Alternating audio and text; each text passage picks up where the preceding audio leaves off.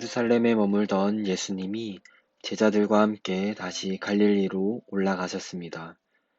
예루살렘에서 갈릴리로 올라가는 방법에는 두 가지가 있었습니다. 먼저 동쪽 편의 여리고로 가서 요단강을 건너 베레아 지역을 통과해 돌아가는 방법이 있고, 또 하나는 직진해서 사마리아를 통과하는 방법이 있었습니다. 누구나 짐작할 수 있듯이 돌아가는 전자보다 후자가 훨씬 쉬운 방법입니다.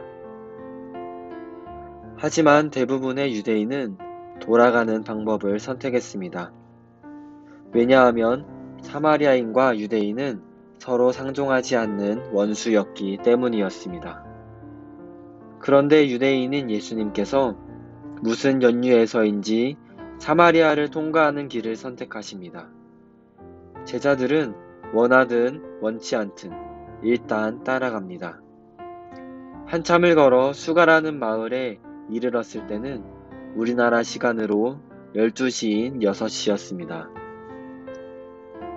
덥고 배고팠던 예수님과 제자들은 야곱의 우물가에서 잠시 쉬기로 합니다. 마침 점심시간이어서 제자들은 음식을 사러 갑니다. 잠시 후 예수님이 홀로 있던 그 우물가에 한 여인이 물통을 들고 나타납니다. 이 여인은 왜 그 무더운 시간에 물을 뜨러 왔을까요? 예수님은 이미 여인의 사정을 다 꿰뚫고 계셨습니다. 그런 여인에게 예수님은 물을 달라며 조심스럽게 다가가십니다.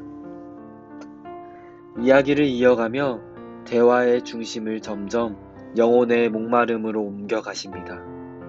그리고 끝내 그녀의 깊숙한 내면에 있던 상처를 건드리십니다. 맞다, 너에게는 남자가 5이나 있었고 지금 함께 살고 있는 남자도 내 남편이 아니지. 가장 부끄러웠을 지부. 그러나 여인은 화를 내는 대신 예수님의 말씀이 맞음을 인정합니다. 그 순간 꽉 닫혀있던 여인의 마음은 열렸고, 예수님이 전해주시는 생명의 말씀이 들어가면서 그녀의 영혼의 목마름은 해결되었습니다. 우리는 본능적으로 부끄러운 부분을 감추려고 합니다. 그래서 하나님의 말씀을 통해, 예배를 통해 나의 부끄러움이 드러나면 부정적인 감정을 드러내며 저항부터 합니다.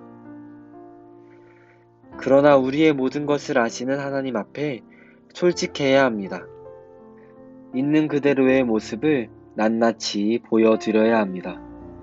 그럴 때 새롭게 하시는 놀라운 은총이 전혀 다른 존재로 살게 하시는 변화가 임할 것입니다.